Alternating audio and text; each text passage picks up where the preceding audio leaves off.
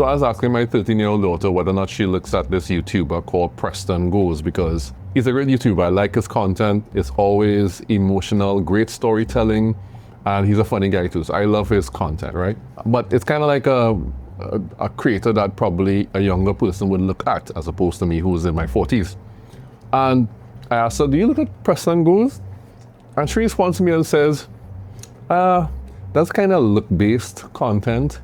I feel like I'll have to look at it. What she does a lot of times is that she plays Sims, and while she's playing the Sims, that's a game, she would listen to the audio of other content in her ear while she's doing this other activity.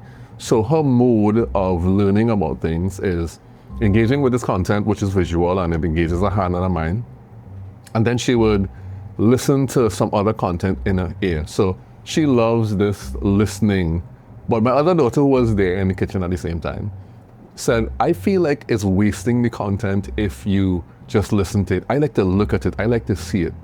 And it hit me in that moment that even in the same family, and let's think about the family as a business or a company, or even the audience that you have, people consume content in different ways. So it's always a good idea that you create content in different ways and test it out to see what most of the audience likes, because it's quite possible that some of the audience, in my case, are look-based, which means they like to look at the content, and other audiences are into something like maybe text or images or even audio. And that's just something that you have to consider in order to make more useful content.